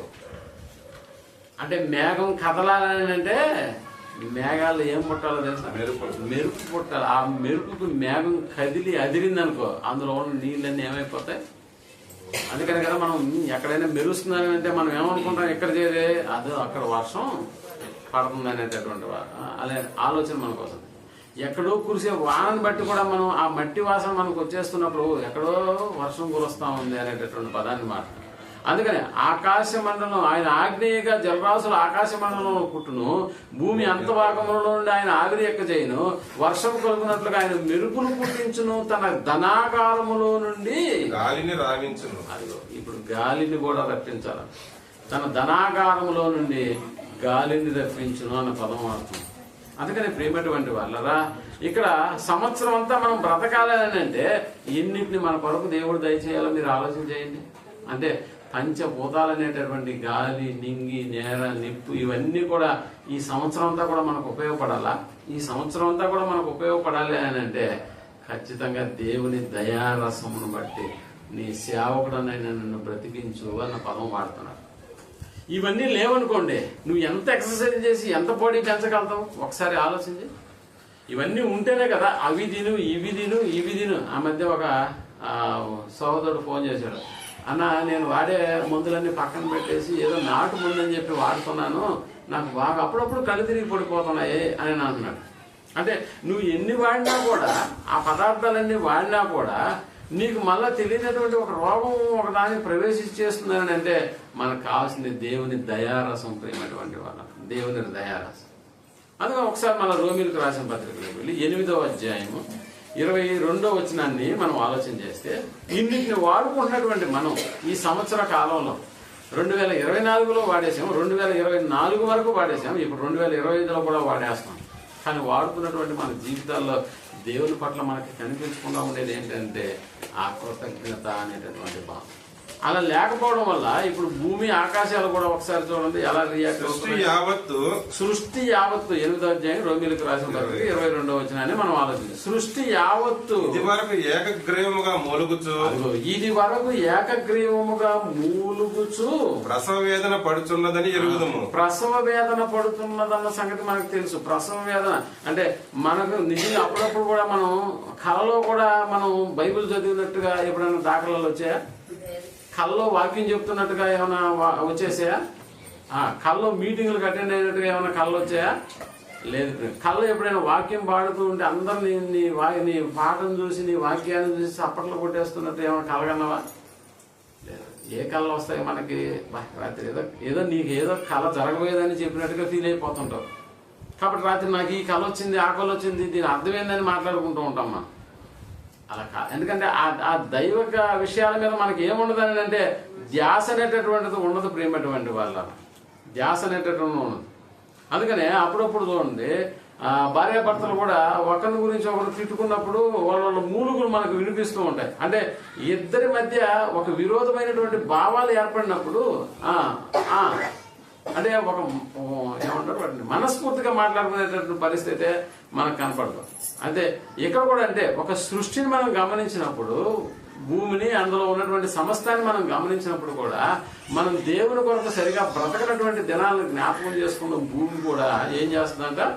సృష్టి యావత్తు ఇది వరకు ఏకగ్రీవముగా మూలుగుచు ప్రసవ వేదన పడుతుందంట. అంటే మన పట్ల దేవుని పట్ల మనకున్నటువంటి వైఖరిని బట్టి ఇప్పుడు భూమి కూడా ఏం చేస్తుందంటే అది మూలకతా ఉంది. మనల్ని బట్టి ప్రసవ వేదన పడుతుందంట. ఒకసారి మనం సామెతల గ్రంథంలోకి వెళ్ళి 30వ అధ్యాయం 21వ వచనాన్ని, సామెతల గ్రంథం 30వ అధ్యాయం 21వ వచనాన్ని మనం ఆలోచించగలిగితే, భూమిని వణికించినవి 3 కలవు. భూమిని ఎవరినంట? భూమిని వణికించేటివి 3 కలవు. భూమిని వణికించేటివి 3 కలవు. 30వ అధ్యాయం 21వ వచనం. అది మోయలేనివి 4 కలవు. భూమి మోయలేనివి 4 ఉన్నాయంట. భూమిని వణికించేటివి ఎన్ని ఉన్నాయి? 3 ఉన్నాయి. భూమి అది మోయలేనివి 4 కలవు. అది మోయలేనివి 4 కలవు. భూమి మోయలేదా? ఏమంటే భూమి మీద ఎత్తైన శిఖరం ఉందా? ఎవరెస్ట్ శిఖరం ఉందా? భూమి మోయలేదా? మోస్తుంది కదా. లోతైన లోయలు ఉన్నాయా? ఉన్నాయి. భూమి మోస్తుంది కదా. 3 వంతుల సముద్రపు నీళ్లు ఉన్నాయి. భూమి మోయలేదా? మోస్తుంది కదా. కానీ ఇక్కడ మోయలేని వాటి గురించి మాట్లాడుతున్నాడు. ఒకసారి ఏంటో చూడండి. అవేవనగా రాజరికమునకు వచ్చిన దాసుడు అన్నాడు. కడుపు నిండా అన్నం కలిగిన మూర్ఖుడు కంటకురాలయుండి పెళ్లి అయిన స్త్రీ యజమానురాలికి హక్కుదారులైన దాసి. చూసారా? అంటే వీటన్నిటిని బట్టి పర్వతాలను మోస్తున్నటువంటి భూమి, నదులను సముద్రాలను మోస్తున్నటువంటి భూమి వీళ్ళు మాత్రం మోయలేకపోతున్నారు. ఎందుకు? వారి జీవితాలు బాగలేవు కాబట్టి. కడుపు నిండా తిన్నటువంటి మూర్ఖుడు ఎవరికి కృతజ్ఞతాస్తులు చెల్లిస్తాడు? ఎవరికి చెల్లిస్తాడండి? ఎవరికి కృతజ్ఞతలు చెల్లిస్తాడు? అంటే ఈ స్వభావం ఉన్నటువంటి మనుషులను భూమి ఇప్పుడు ఏం చేయలేకపోతుందంట? మొయ్యలేకపోతుందంట. అందుకనే దేవుడు నువ్వు మొయ్యలేవు, అయినా కూడా నువ్వేం చేయాలి? వాటికి ఆజ్ఞ ఇచ్చి పంపిస్తున్నాడు. నువ్వు వెళ్ళి వర్షం కురవాల్సిందే, మేఘాలకి ఆజ్ఞ. నువ్వు భూమి పంట పండించాల్సిందే. అంటే ఆజ్ఞించి మరీ పంపిస్తున్నాడు. ఎందుకు ఆజ్ఞించి పంపిస్తున్నాడు? మనం తప్పు చేసినా దేవుడు మన పట్ల ఏం చూపిస్తున్నాడు? దయ చూపిస్తున్నాడు. తప్పు చేసినా దయ చూపిస్తున్నాడు. తప్పు చేసినా సంవత్సరాలను మనకి ఏం చేస్తున్నాడు? ఇస్తూ ఉన్నాడు. నిజంగా ప్రేమటువంటి వాళ్ళ మనం ఆలోచన చేయగలిగితే, అంటే దేవుని యొక్క కాపుదల, దేవుని యొక్క దయారసాన్ని బట్టి మన జీవితం మనుగడ అనేటటువంటిది ముందుకి వెళ్ళాలి అని అంటే ఖచ్చితంగా మనం దేవుని పట్ల కృతజ్ఞతమైనటువంటి వారమై ఉండాలి. మనకు తెలుసు కదా. హిజ్కియా విషయంలో ఆయన ఏడుపును చూడలేక కన్న తండ్రి మళ్ళా దారిని పోయేటటువంటి ప్రవక్తను మళ్ళా వెనక్కి రంపించాడా, నా బిడ్డ ఏడవడం నేను చూడలేకపోతున్నాను కాబట్టి నువ్వు వెళ్ళి మళ్ళా ఏమి ఇవ్వమన్నాడు అతనికి, మళ్ళా 15 సంవత్సరాల ఆయుష్ కాలాన్ని ఇవ్వమంటున్నాడు. 15 సంవత్సరాల ఆయుష్ను బోనస్ గా ఇవ్వమని చెప్తాడు. ఆయుష్ బోనస్ గా ఇచ్చేది ఎవరు? దేవుడే. మన జీవితంలో మనకు తెలుసు బోనస్ గా ఏమేమి వస్తుంటాయో మనకి. బోనస్ గా మనకి ఒక నెల శాలరీ వస్తుందేమో, కానీ బోనస్ గా ఇంకేదైనా పదార్థాలు నీకు వస్తాయేమో, కానీ ఆయుష్ కాలం అనేటటువంటిది మాత్రం దేవుడే ఇవ్వాలి. ప్రేమటువంటి వాళ్ళ దేవుడే ఇవ్వాలి. మనకు తెలుసు కదా, దేవుడే ఇవ్వాలంటే దానికి ఒక ఉపమానాన్ని కూడా యేసుప్రభువు వారు మనకు చెప్పినట్టు దాఖలాలు మనకు జ్ఞాపకం. ఒకసారి మనం లూకా రాసిన సువార్త, దేవుడే ఎలా ఇస్తాడు ఆయుష్ కాలాన్ని బోనస్ గా ఎలాగిస్తాడు? లూకా రాసిన సువార్త 13వ అధ్యాయం 6వ వచనంలో యేసుప్రభువు వారు చెప్తున్నటువంటి ఉపమానాన్ని మనం ఒకసారి మనం జ్ఞాపకం చేసుకుంటే, ద్రాక్ష తోటలో అంజూరపు చెట్టు ఒకటి ఉందంట. ద్రాక్ష తోట అనేది ఒక లోకము, ఆ లోకంలో అంజూరపు చెట్టు అనేది నువ్వు నేను. ద్రాక్ష తోట అంజూరపు చెట్టు ఒకటి ఉండేను. మరియు ఆయన వారితో ఈ ఉపమానం చెప్పాను. ఒక మనిషిని ద్రాక్ష తోటలో అంజూరపు చెట్టు ఒకటి నాటబడి ఉండెను. అతడు దాని పండ్ల వెదక వచ్చినప్పుడు ఏమీ దొరకలేదు. కనుక అతడు ఇదిగో 3 ఏళ్ల నుండి ఎన్ని సంవత్సరాలంట? 3 సంవత్సరాల నుండి నేను ఈ అంజూరపు చెట్టును పండ్లు వెదకుతున్నాను. ఈ అంజూరపు చెట్టులో నుంచి నాకు కావాల్సింది ఏంటి? లోకం అనే పొలంలో, లోకం అనేటటువంటి ద్రాక్ష తోటలో అంజూరపు చెట్టు అనేటటువంటి నిన్ను నన్ను దేవుడు ఉంచినప్పుడు దాని నుంచి ఏం కావాలని కోరుకుంటున్నాడు దేవుడు అని అంటే, మంచి ఫలాలు కావాలని కోరుకుంటున్నాడు. మంచి ఫలాలు. కాలం ఏదైనా కూడా, కాలము గాని కాలంలో కాసే కాయలు కొన్ని ఉంటాయి. పోనీ కాలంలో ఆగిపోయినా, అంటే సకాలంలో ఆగిపోయినా, అకాలంలోనైనా ఈ అంజూరపు చెట్టు ఏమన్నా కాయలు కాస్తుందేమోనన్న ఆలోచన, ఆ తలంపు తండ్రి అయినటువంటి దేవునికి ఉంది. కాబట్టి ఏం చేస్తాడంట, 3 ఏళ్ల నుంచి ఈ సంవత్సరం వస్తున్నాడు, చూస్తున్నాడు, కొంచెం చిన్నదిగా ఉంది, పెద్ద అయిన తర్వాత కాస్తుందేమోలే అనుకున్నాడు. ఆ తర్వాత వస్తే మళ్ళా సంవత్సరానికి పెద్దదైపోయింది, అయినా ఫలాలు లేవు. మళ్ళా చూద్దాం ఇంకో సంవత్సరం కూడా. ఇప్పుడు 3వసారి వచ్చినప్పుడు మళ్ళా ఫలాలు ఉన్నాయా? లేవు. ఇప్పుడు ఏం చేయాలి చెప్పండి? అందుకనే పండ్లు వెతుకుతున్నాను కానీ ఏమీ దొరకలేదు. దీనిని నరికివేయి. దీని వలన ఈ భూమి ఎలా వ్యర్థమైపోవాలని, దీనివల్ల ఈ భూమి ఎలా వ్యర్థమైపోవాలి. ద్రాక్ష తోటమాలితో చెప్పాను. ద్రాక్ష తోటమాలి ఎవరో మనకు తెలుసు, మన రక్షకుడు అయినటువంటి యేసుప్రభువు. అందుకని ఆయన ఏం చెప్తున్నాడు? ఈ సంవత్సరం కూడా ఉండనేమో, ఈ సంవత్సరం కూడా ఉండనేమో, ఈ సంవత్సరం కూడా ఏ సంవత్సరం?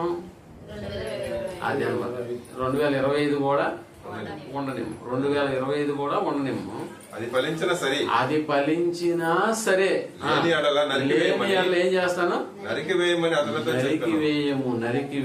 అంటే 2025 కూడా ఉన్నాయి. ఇప్పుడు దాకా 4 ఏళ్ల నుంచైనా మన సంగతి చూసింది దేవుడు. పోనీ గతించిన 3 ఏళ్ల నుంచే చూసాడా? గతించిన 3 ఏళ్ల నుంచి కూడా కాదు, ఇప్పటి వరకు మనం అనుభవించిన ప్రతి సంవత్సరంలో మన జీవితంలో గమనిస్తున్నాడు. కాబట్టి ఇప్పుడు 2025 కూడా ఇచ్చి నీ భూమి వ్యర్థం కాదు, వాటి ఫలాలు ఫలించే బాధ్యత నాది అన్నట్టుగా యేసుప్రభువు వారే మన పక్షాన తండ్రి దేవునికి విజ్ఞాపన చేస్తున్నాడు అన్న సంగతి మనం జ్ఞాపకం చేసుకుంటే 2025లోకి అడుగు పెట్టాం. ఇప్పుడు 2025లోకి అడుగు పెట్టిన తర్వాత కూడా మన వైఖరి మనం మార్చుకోకపోతే పరిస్థితి ఎలా ఉంటుంది? మన వైఖరి మనం మార్చుకోకపోతే, మనకు తెలుసు కదా, పాముల గురించి మీకు బాగా తెలుసు. బాగా అంటే మీరు పెంచేవాళ్ళని కాదు, చూసే ఉంటారు. పాముకు ఏమంటారు, కుసం అనేటటువంటిది దాదాపుగా సంవత్సరంలో 8 నుంచి 10 సార్లు అది కుసాన్ని విడుస్తుంది. అది కుసాన్ని విడవాలి అని అంటే ముందుగా తన యొక్క తలను తీసుకెళ్లి ఏదో ఒక బండకి టకాని కొట్టుకుంటే అది ఓపెన్ అవుతుంది.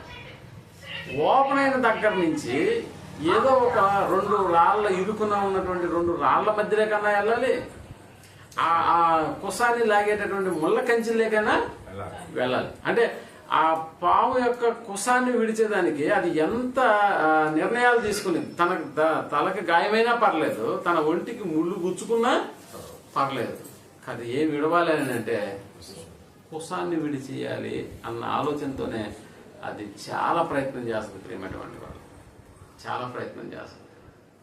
కుసాన్ని అయితే విడసదేమో కానీ ఎన్ని బాధలు పడి తన స్వభావాన్ని మాత్రం మార్చుకోవాలి. మన జీవితంలో చూడండి, సంవత్సరాలు అయితే మనం వాడేసుకుంటున్నాము, వదిలేస్తూ ఉన్నాము. పాత సంవత్సరానికి బై బై అన్నాము, కొత్త సంవత్సరానికి వెల్కమ్ అని అన్నాము.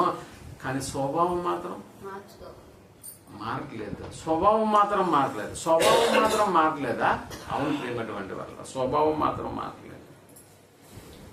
ఒక పాము తన కుసాన్ని విడిచేదానికి ఎంతగా కష్టపడుతుందో మనం ఆలోచన చేయగలిగితే, కానీ తన స్వభావాన్ని మార్చుకునే పరిస్థితి అయితే దానికి లేదు. మళ్ళీ ఎప్పట్లాగే మనిషి కనిపించాడా కాటేసడమే, వేరే పనేం లేదు దానికి. ఏ జంతువునైనా చూసినా తనకంటే చిన్న జంతువు తినేయడమే, వేరే పనేం లేదు. స్వభావాన్ని మార్చుకోవట్లేదు. స్వభావాన్ని మార్చుకోవట్లేదు. మనందరి జీవితాలు కూడా అలాగే. సంవత్సరాలు మన జీవితాల్లో దొరికిపోతాయి. ఎన్ని క్యాలెండర్లు మార్చలేదు అక్కడ, ఎన్ని క్యాలెండర్లు మార్చలేదు. ఏ క్యాలెండర్ మన మరణ దినం ఉండిందా?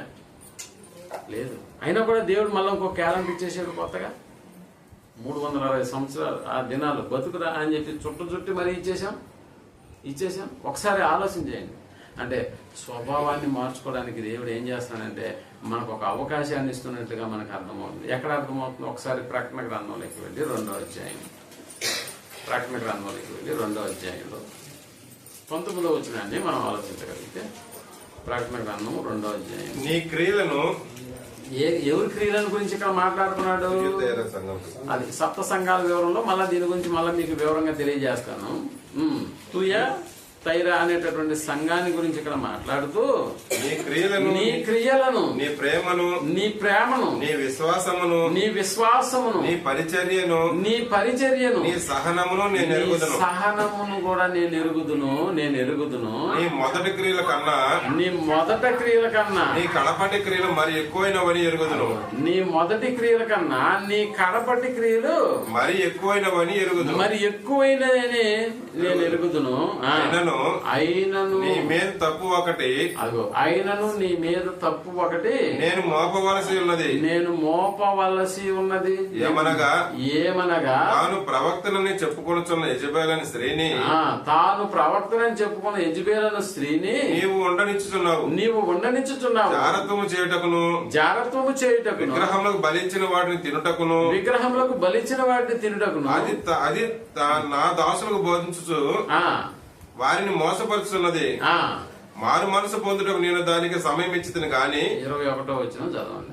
21 అదే చదవండి. మారు మనసు పొందుటకు ఆన్లైన్ చేసుకో. మారు మనస్సు పొందుటకు నేను దానికి సమయం ఇచ్చితిని. ఇచ్చాను. మారు మనసు పొందుటకు నేనేం చేశానంట? సమయం ఇచ్చాను. ఇప్పుడు మారు మనసు పొందడానికి మనం కూడా సమయం వచ్చింది. మన దాకా ఏందా సమయం? 2025. మారు మనసు పొందుటకు నేను దానికి సమయం ఇచ్చాను. మీరు అనుకోవద్దు మేము మారు మనసు పొందితేనే కదా ఇక్కడికి వచ్చి కూర్చున్నామా? అంతే కదా. మా మనసు మార్చుకుంటేనే కదా ఇక్కడికి వచ్చి కూర్చున్నాము. మారు మనసు పొందాను కదా, మళ్ళా మారు మనసు ఏంటి అని అంటారా? మళ్ళా మారు మనసు ఏంది? కొన్ని దేని విషయంలో మారు మనసు పొందే ఒకసారి చెప్పు. కోపాన్ని ఏమన్నా మానుకున్నావా? 2024 నీ కోపం రికార్డు ఎంత చూడు. 2024 అంతా నువ్వు ఎన్ని అబద్ధాలు రికార్డు చూడు ఒకసారి. 2024 అంతా నువ్వు ఎన్నిసార్లు మోసం చేసావో, ఎవరిని మోసం చేసావో ఒకసారి నీ రికార్డు చూడు. అంటే మనలో ఇంకా ఏం జరగలేదు. దేవుడు బైబిల్ నందు రాయించినటువంటి పద్ధతులలో మన మనస్సుని ఇంకా మనం ఏం చేసుకోలేదు, మార్చుకున్నాం. ఎవడి నాలుక ఎంత చిన్నదండి. టోటల్ 70 కేజీలు ఉన్న ఈ యొక్క శరీరాన్ని ఏం చేస్తుంది? నాలుకను గురించి మనకు తెలుసు కదా. నాలుక అవయవంలో చిన్నదైనను అన్న పదం ఎవరు యాకోబు రాస్తారు కదా. చిన్నదైన చుక్క అని. ఎంత పెద్ద ఓడని ఏం చేస్తుందంట? ఇంత చిన్న నాలుక. నువ్వు మాటలు ఆ మధ్య కూడా ఒక డైలాగ్ వినిపించింది. వీళ్ళు పొట్టేలు 42 కేజీలు తెచ్చారంట. తీరా చూస్తాడు 10 కేజీలు కూడా లేదు. ఎవరు? అవసరమా నీకు? ఈ నాలుక ఎలాంటిదో తెలుసా నీకు? అంటే దానికోసం కష్టపడినటువంటి వాళ్ళందరి పరిస్థితి ఏమైపోతుందో ఒకసారి మీరు ఆలోచన చేశారా? అంటే మనలో ఇంకా ఏం రాలేదు. దేని విషయంలో? దేని విషయంలో నువ్వేమనుకున్నావు? నేను మారు మనసు పొందితేనే కదా ఇక్కడికి వచ్చి కూర్చున్నానా అని అన్నావు. ఎక్కడ జరిగింది నీ మారు మనసు? నీ మాటల విషయంలో మారు మనసు జరిగిందా? తగ్గించుకున్నావా? మనం కూడా చెప్పాను, దొంగతనం ఎక్కడే జరిగింది అని అంటే దొంగతనాలు మానుకున్నామండి. దొంగతనం ఒక చర్చి బిల్డింగ్ లో దొంగతనం జరిగింది అని అంటే మళ్ళీ ఇంకా ఏం రాలేదు. కానీ మారు మనసు పొందే కదా ఇక్కడికి వచ్చి కూర్చున్నామని అంటావా? అసలు ఎంత దౌర్భాగ్యమైనటువంటి పరిస్థితి నువ్వు ఆలోచించి. మోసం చేయడం అనేటటువంటి పద్ధతి. ఏ విషయంలో మారు మనసు పొందావు?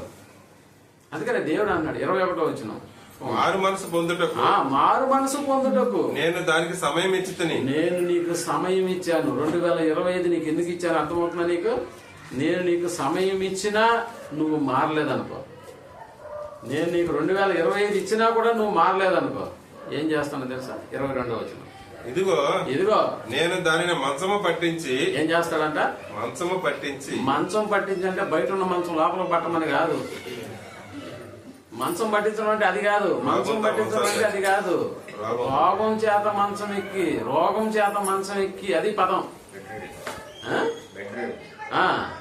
రోగం చేత మంచం ఎక్కడం అనమాట. నువ్వు 2025 కూడా నువ్వు అప్పలంగా మనం ఏం చేస్తున్నామని అంటే అన్ని ఏం తక్కువనే చెప్పండి. మనకి దేవుడు కోడిని కావాలంటే కోడి ఇచ్చాడా మన ప్లేట్లలో? పెట్ట కావాలంటే పెట్టని ఇచ్చేసాడా? పొట్టేలు కావాలంటే పొట్టేలు ఏం కోరుకుంటున్నాడు దేవుడు? చెప్పండి. చేపలు ఇచ్చేసినాడా? చికెన్ కావాలి చికెన్ ఇచ్చే ఏం కావాలి చెప్పండి? ప్రేమేటువంటి ఏం కావాలి చెప్పండి. ఇంకా ఏం కావాలని అడుగుతున్నా నేను కూడా. పీతలు తింటారా లేకపోతే ఇంకేమైనా తింటారా? ఏది కావాలో చెప్పండి. నెమిలి కావాలని అడిగారు మొన్న, కానీ అది మన చేతుల్లో లేదు. అందరితో జైల్లో ఉండాల్సిందే. మనం ఏం కావాలి చెప్పండి? ఏం కావాలి చెప్పండి. మరి దేవుడు మన నుంచి కోరుకున్నది మారు మనసే కదా. ఆ మాటలు మానుకో, ఆ అబద్ధాలు ఆ దొంగతనం మానుకో. ఇదే కదా దేవుడు ఒకవేళ మారుకోలేదా, మార్పు అనేటటువంటి వాడిని ఇలా నుంచి ప్రారంభం కాలేదా, మంచం పడతావు. వరండాలో ఉన్నది ఇంట్లోకి కాదు, నువ్వే వరండాలో ఉండేటట్టు చేస్తాను. అదే మంచం. కొన్నిసార్లు మంచాలు కూడా ఉండవు, కింద దుప్పట ఒకటి పరిచేసి ఆడే బండ పెట్టేస్తాను. మంచం ఇదిగో నేను దానిని మంచం పట్టించి దానితో కూడా వ్యభిచరించువారు దాని క్రియల విషయమై మారు మనసు పొందితే నిజంగా అప్పుడైతే దానికి ఉన్నది జారత్వం కావచ్చు, కానీ మనకున్నది లోపత్వమే. మనకుండేది లోపత్వం. మనకుండేది ఇంకా ఏం చెప్పాలి? కోపము, మోసము, అబద్ధాలు, అనుమానాలు, నిర్లక్ష్యము, అలక్ష్యం, వీటన్నిటిని లిస్టు నువ్వు వేసేసుకో. 2024 అంతా ఏ రోజున్నా టయానికి వచ్చావా? దేవుణ్ణి ఆరాధించడానికి వచ్చావా? 11:30 అయితే కానీ మనకి అడుగుల శబ్దం వినపడదు. ఓహో అనుకుంటాం. జాగ్రత్త. మారు మనసు పొందడానికే మళ్ళా దేవుడు ఒక అవకాశం ఇస్తున్నట్లుగా నీకు అర్థమవుతుందా? నీ కొరకు నువ్వు బ్రతకడానికి, నువ్వు పీల్చడానికి గాలి, నువ్వు వదిలితే తీసుకోవడానికి చెట్లు, కార్బన్ డైఆక్సైడ్, నీకు చేపలు కావాలంటే చేపలు, నీకు ఎన్ని కావాలంటే అన్ని, వీటన్నిటినీ అనుకూలంగా దేవుడు నీకు ఎన్ని అర్పిస్తున్నాడో తెలుసా? మరి వాటన్నిటినీ మనం అప్పలంగా వాడేస్తా ఉన్నాము. కానీ మారు మనసు విషయం పోతే ఏమి ఈ చిన్న మాట అంటే ఉండరా అంటే ఎందుకు అనాలి నీకు అంత మాట? అది అవసరమా? నేను దొంగతనం చేసింది 1000 రూపాయలే కదా అంటే 1000 రూపాయలు అంటే డబ్బులు కాదా? 1 రూపాయి అంటే డబ్బులు కాదా? మారు మనసు పొందకపోతే మంచం పట్టేస్తారు. నేను మొన్నే చెప్పాను, దొంగతనం చేసిన వాళ్ళ పరిస్థితి బాగుండదు, భవిష్యత్తు కనిపిస్తుంది నాకని చెప్పాను. దేవుడు అదే చెప్తున్నాడు. నీకు 2025 జరిగినా కూడా ఇచ్చినా కూడా నీ జీవితంలో నీ పరిస్థితి ఎలా ఉంటుందో చెప్తున్నాడు. మంచం పట్టేస్తాడు. ఇంకా జాగ్రత్తను బట్టి నీతో జాగ్రత్తం చేసేటటువంటి వాళ్ళ పరిస్థితిని కూడా అర్పించి వారి యొక్క క్రియల విషయమై మారు మనసు పొందితేనే గాని వారిని బహుశ్రమల పాలు చేస్తాను. దాని పిల్లలను నిశ్చయముగా చంపేదను. అందువలన అంతరింద్రియములను హృదయములను పరీక్షించువాడు హృదయములను పరీక్షించువాడును నేనే అని. ఆ రోజు బ్యాగ్ లో దొంగతనం చేసినప్పుడు ఒక పదం వాడా నేను. సీసీ కెమెరాలు ఉన్నాయి, కెమెరాలు నేను చూశాను, ఎవరు తీసారో కూడా చెప్తున్నాను, నాకు తెలుసు అని చెప్పాను. బయటకు వెళ్ళిన తర్వాత డిస్కషన్, అరే లోపల కెమెరాలు లేవు, దీనికి ఎట్ట కనిపించాయి అని. కనిపించింది నాకు కాదమ్మా, ఇదిగో ఎవరు కనిపించాయంట? నీ అంతరింద్రియములను నీ హృదయమును ఏం చేస్తున్నాడు? పరీక్షించువాడను నేనే అని సంఘములన్నీ తెలుసుకొనును. అని సంఘములన్నీ తెలుసు. ఎవరు చూశారు ఇప్పుడు కెమెరా? ఎవరు పెట్టారు కెమెరా ఇక్కడ? దేవుడే కెమెరా చూస్తున్నాడు. అందుకని జాగ్రత్త, నువ్వు మంచం ఎక్కక ముందే, నీ పిల్లలు చావక ముందే నువ్వు తీసింది 10 రూపాయలైనా కూడా ఏం చేయాలా? తప్పు కదా. అప్పుడు చెప్తాడు, మరియు మీలో ప్రతి వానికి వాని క్రియల చొప్పున ప్రతిఫలం, వాని క్రియల చొప్పున అన్నాడు. వాని క్రియల చొప్పున ప్రతిఫలం అనేటటువంటి వస్తుంది.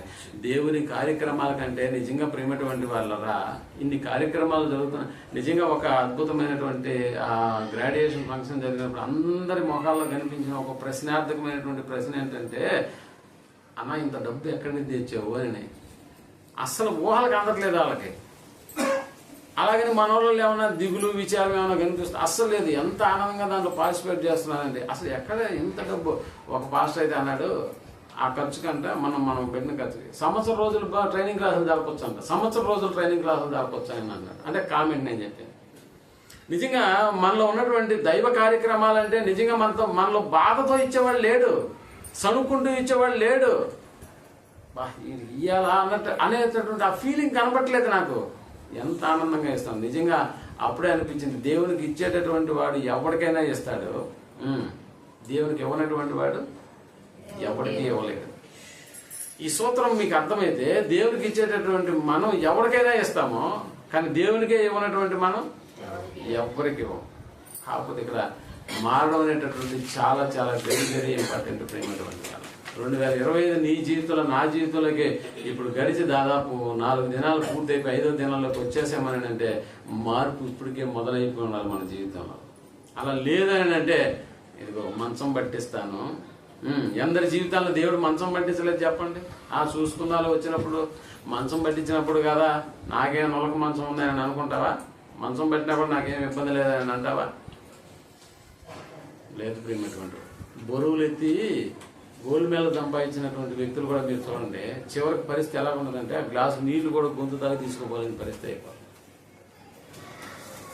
అప్పుడంతా బరువులు ఎత్తేవో, ఇప్పుడు గ్లాసు నీటిని కూడా ఏడాది తీసుకురాలేడు, నోటి తాగదు, ఇంకొకరు వచ్చి తాగించాలా? మంచం పట్టడం అంటే అది. సో ఇక్కడ ఇలాంటి పరిస్థితులు అంటే దేవుడు అందరి జీవితాలను నిజంగా ఇలాంటి అన్ని దేవుడు కలగజేస్తాడు. ఆయన అంటే ఎక్కడ అమలు చేయకుండా ఆయన గమ్ముకున్నాడు. ఆలోచన ఎక్కడ అమలు చేయలేదు. నిజంగా మన మనస్సును మార్చుకోవడానికి దేవుడు సమయం ఇస్తున్నాడు అని అంటే, అందుకని సమయమును పోనీయక సద్వినియోగం చేసుకుంటూ అజ్ఞానుల వలె కాక జ్ఞానుల వలె నడుచుకోండి అనేటటువంటి పదం. అందుకని ప్రేమటువంటి వాళ్ళరా, మన జీవితం ఎప్పుడు కూడా కాల వశంలో ఉండకూడదు, దేవుని వశంలో ఉండి తీరాలి. దేవుని వశంలో ఉంటేనే మనకి ఇవన్నీ సాధ్యమవుతాయి ప్రేమటువంటి వాళ్ళు. దేవుని వశంలో ఉన్నటువంటి జీవితాలు ఎలా ఉంటాయనంటే అవి వర్ధిల్లేటటువంటి జీవితాలుగా ఉంటాయి. మోషే జీవితాన్ని మీరు ఆలోచన చేయండి. మోషే జీవితం మనం ఆలోచన చేస్తే 80 సంవత్సరాల వయసులో దేవుడు ఆయన దగ్గరకు ఒక ప్రాజెక్టు తీసుకెళ్ళాడు. 80 సంవత్సరాల వయసు అంతేనా? అక్కడ కనిపించిన పొద కాలిపోలేదు. అప్పుడు మోషే గారి వయసు ఎంత? 80 సంవత్సరాలు. 80 సంవత్సరాల వయస్సులో ఉన్నటువంటి మోషే 20 సంవత్సరాలు 50 సంవత్సరాల లోపల ఉన్నటువంటి వారికి అధికారిగా ఉండి, నువ్వు ఒక నాయకుడిగా ఉండి వాళ్ళందరినీ తీసుకెళ్ళాలంటే అసలు వాళ్ళతో యాగలేరయ్యా స్వామి అని చెప్పి, నాకు వద్దు ఈ ప్రాజెక్టు, మా అన్నకిచ్చేయని అన్నాడు ఆయన. నాకు నోటి దోల, నాకు నోరు నత్తి పలకది, నోటి మాంద్యము, నాకు ఈ ప్రాజెక్టు వద్దని అంటే, అదే నోడిచ్చిన వాడు ఎవడు, ఏదైతే నువ్వు చేయాల్సిందే అని అన్నప్పుడు నిజంగా మోషే తన జీవితాన్ని కాలం వశంలో చేసుకోలేదు, దేవుని వశంలో చేసుకున్నాడు ప్రేమటం. అందుకనే 80 ఏళ్ళ వయసులో ఉన్నటువంటి మోషే 20 ఏళ్ళ వయసు ఉన్నటువంటి వాడిగా వాళ్ళ మధ్య తిరిగినటువంటి దాఖలాలు మనకు తెలుసు కదా. 10 ఆజ్ఞలు తీసుకొని కొండపై నుంచి వస్తూ ఉంటే ఆయన ముఖం అంట తేజస్సులాగా అయిపోయిందంట. తేజస్సులాగా అయిపోయింది. అంటే దేవుని వశంలో ఉన్నాడు కాబట్టి ఆయన ముఖంలో ఉన్నటువంటి తేజస్సు ఏమన్నా తగ్గిందా అని అంటే లేదు ప్రేమటువంటి. అందుకని మోషేను గురించి రాయిస్తూ 120 ఆయన మరణించి ఆయన మృతి పొందినప్పుడు ఎన్నేళ్ళంట? 120 సంవత్సరాలు. 120 సంవత్సరాలలో ఏం జరిగిందో రాశాడు. మళ్ళా కంటి చూపు తగ్గలేదు, ఎముకలలో సత్తువ. 120 ఏళ్ళకి మీరు ఆలోచన చేయండి ఎలాగుంటుంది మనిషి యొక్క పరిస్థితి. ఎలాగుంటుంది? కంటి చూపు తగ్గిపోద్దా? తగ్గింది. ఇప్పుడు ఎంత అందరు కలద్దాలు. చిన్నపిల్లలు కూడా ఏమైపోతుందో తెలుసా? భూతద్దాలు పెట్టుకుని క్లాసులకు వెళ్తుంటే భయం వేస్తున్నాం సార్ చూసి. కానీ దేవుని వశంలో ఉన్నటువంటి మోషే జీవితాన్ని ఒకసారి మీరు ఆలోచన చేయండి. 120 ఏళ్లలో ఆయన మృతి పొందినప్పుడు రాయబడిన మాట, కంటి చూపు తగ్గలేదు, ఎముకలలో సత్తువ 120లో ఉన్న మోషే 20 లాగా ఉన్నాడు, 20 సంవత్సరాల లాగా పనిచేస్తాడు. కారణం దేవుని వశంలో ఉన్నాడు. అదే కాల వశంలో ఉంటే కొట్టుకుపోతాడు ప్రియమైనటువంటి వాడు. ఇప్పుడు ఆలోచన చేయండి, 20 వయసులో ఉన్నటువంటి వాడి పరిస్థితి ఎలా ఉంటుందో ఇప్పుడు ఆలోచన చేయండి. ముఖం అంతా ముడతలు పడుతూ ఉంటాయి. అంటే 20లో ఉన్నవాడు 120 సంవత్సరాలు, అంటే 20లో ఉన్నవాడు 120 ఏళ్ళలాగా ఉన్నటువంటి వాళ్ళలాగా తయారైపోతా ఉంటాడు. కళ్ళుకు జబ్బులు వచ్చేస్తాయి, కాళ్ళు నడవలేరు, అంత ఒళ్ళంతా కేతలు, ఏమంటారా నొప్పులు అయిపోతుందా? ఏమేనంటే కాల వశంలో ఉన్నాము, దేవుని వశంలో లేవు ప్రియమైనటువంటి వాళ్ళు. అప్పుడప్పుడు చూడండి, మీ పిల్లవాడు ఏం చేస్తుంటాడు అంటే, మా ఇంట్లో సెల్ ఫోన్ కూడా లేదు సార్ అన్న. సెల్ ఫోన్ కూడా లేదా? ఇదేదో మరీ విచిత్రంగా ఉంది. టీవీ కూడా లేదు సార్. టీవీ లేదు కాబట్టి చూడడానికి కాదు సార్ మా అబ్బాయి. టీవీ ఉన్నా కూడా వాడు చూడ్డు. టీవీ ఉన్నా కూడా చూడ్డా? ఇదేం తప్ప ఈ కాలంలో ఇలాంటి అబ్బాయి టీవీ ఉన్నా కూడా చూడ్డు. మరి ఏం చేస్తున్నాడంటే ఎప్పుడు చదువు. మరి ఏం చదువు? లోక సంబంధమైన చదువు చదువుతాడు నా బిడ్డ. బైబిల్ గ్రంథాలు కూడా అలా చదివేటటువంటి వాడు ఏదో ఒక రోజు టీవీలో కనిపిస్తాడు ప్రియమైనటువంటి. ఎప్పుడు టీవీ సెల్ ఫోన్ అనుకున్నవాడు అవి చూస్తూనే చచ్చిపోతాడు. అవి చూడనటువంటి వాడు మరొక దాని మీద ధ్యాస పెట్టాడు అనుకో, అదే టీవీలో కనిపిస్తాడు. అనేకులు ఆయన చూస్తారు. ఈ రోజు కూడా చూడండి, మనం జరిగినటువంటి 30వ తారీఖు ప్రోగ్రాంలో మీలాగనే నేను కూడా చప్పట్లు కొట్టుకునేటటువంటి పరిస్థితి నాకు వద్దు అనుకున్న వాళ్ళు అక్కడ నిలబడి ఏం చెప్పారు అంటే వాక్యాలు చెప్పారు, చప్పట్లు కొట్టించుకున్నారు. మనం ఎప్పుడు కూడా చప్పట్లు కొట్టేవాళ్ళంగానే ఉండిపోదామా? ఊరికి అనుకున్నాం. చప్పట్లు కొట్టేవాళ్ళు కానీ అలాగనే కూర్చొని మనం కొట్టుకున్నాంలే, వాళ్ళు చెప్పేవాళ్ళు చెప్తారులే అని అనుకున్నాం. నువ్వెప్పుడు చప్పట్లు కొట్టించుకునేది? అందుకని దేవుడు 2025 కూడా నీకు ఇవ్వబోతున్నాడు. ఆయన దయాకిరీటం అనేటటువంటిది ఇప్పుడు నీ మీద పెట్టబోతున్నాడు. కాబట్టి 2025లో నీకేం తక్కువ కాకుండా చూసే బాధ్యత నాది అని దేవుడు చెప్తున్నప్పుడు మరి దేవుని కొరకు మళ్ళా అదే యావ, అదే ఆలస్యం, అదే తరగతులు ఎగ్గొట్టడం, అదే మోసం, అదే దొంగతనం. చెప్పండి, అంతకుముందు 2022లో కూడా మెగా ఫంక్షన్ జరిగినప్పుడు కూడా దొంగతనం జరిగింది. మీ దాకా దాన్ని తీసుకురాలేదు ఆయన, ఎందుకంటే పురుగు పోతుంది. అదేనా అదేనా బ్రతుకంతా? కాదు కదా. అలా ఉండకూడదు ప్రియమైనటువంటి. మారు మనసు పొందుటకు నేనేం చేస్తాను అన్నాడు, అవకాశం. అదేనా 21వ వచనం, నేను మారు మనసు పొందుటకు నేను దానికి సమయం ఇచ్చి తిని కానీ అన్న పదం వాడాడంటే, అమ్మో సమయం ఇచ్చి కూడా దేవుడు మళ్ళా కానీ అన్నాడంటే అయిపోయినట్టేనా మన బతుకులు అయిపోయినట్టే ప్రియమైనటువంటి వాళ్ళు. అలా కాదు. సంవత్సరం జరుగుతుందని మనం అనుకోవచ్చు. ఈ సంవత్సరం అమ్మాయి బర్త్డే అని చెప్పి హ్యాపీ బర్త్డే అని అంటామా? హ్యాపీ బర్త్డే వెనకాల ఉన్నది ఏంటో తెలుసా? మన ఆయుష్కాలం ఒకటి తగ్గిపోద్ది అన్న సంగతి. మన ఆయుష్కాలం ఒకటి తగ్గిపోతుందన్న సంగతిని గుర్తు తెచ్చుకున్నప్పుడల్లా కేక్ కట్ చేయం, సంబరాలు జరుపుకోం, వినోదాలు ఏమి ఉండదు. అసలు ఏం చేశాను ఈ సంవత్సరంలో నేను జరుపుకోవడానికి? ఒక సంవత్సరం ఊరికే దొల్లిపోయింది. ఇంకో సంవత్సరాన్ని దేవుడు అనుగ్రహిస్తే ఇంక నేను చేయాలనేటటువంటి నిర్ధారణ ఎవరన్నా చేసుకున్నారా? పోనీ బర్త్డే చేసుకునేటప్పుడు ఇదిగో ఇప్పటి వరకు నేను చేసిన కార్యక్రమాలు ఇవి నుంచి ఇవి చేయబోతానన్న దానికి ఒక ఏమంటారు మధ్యవర్తిగా ఆ డేట్ని ఏమన్నా మనం కన్ఫర్మ్ చేసి ఇవి చేశాను ఇవి చేయబోతానని చెప్పిన దాఖలాలతో ఏమన్నా బర్త్డే జరిగిందా మన దేవుడితోనా? లేదు ప్రియమైనటువంటి వాళ్ళు. అందుకనే సమయం ఇస్తున్నాను, మారు మనసు పొందడానికి సమయం ఇస్తున్నాను. కాబట్టి జాగ్రత్తగా ఉన్నాను. 2025 దేవుడు మనకి ఇవ్వబోతున్నాడు. 2025 దేవుడు మనకి ఇవ్వబోతున్నాడు. జాగ్రత్త. ఆయన కోరుకునేది మారు మనసు. నేను మారు మనసు పొందే వచ్చాను కదా అని అంటే ఇంకా చాలా వాటిలో మనం ఏం చేయాలి? మారు మనసు పొందాలి. ఇది ఒక రాత్రి జరిగిపోయే కార్యక్రమం కాదన్న సంగతి మీకు తెలుసు. రాత్రి యేసుప్రభువులు అయిపోతామా మనం? కాదు కదా. So it's a process. పుట్టగానే బిడ్డ పరిగెత్తడు. ఎవరన్నా నన్ను ఆపరేషన్ చేసి బయటికి తీసింది అని కాళ్ళు పట్టుకుంటాడా నర్సునే? లేదు. దానికి టైం అవుతుంది దానికి.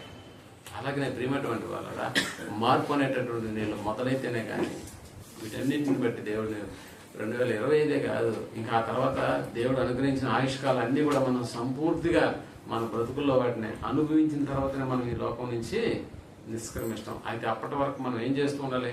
మారు మనసు పొందుతూనే ఉండాలి. అనేక విషయాలు తప్పిపోతున్నాం కదా మనం, అనేక విషయాలు తప్పిపోతూ ఉన్నాం. ఎందుకు తప్పిపోవాలి? దేవుడు అవకాశం ఇస్తున్న ప్రతిసారి ఎందుకు తప్పిపోవడం? తప్పించుకొని తిరగడం ఎందుకు? తప్పిపోవడం ఎందుకు? అందుకని దేవుడు 2025 నీది అన్నాడు.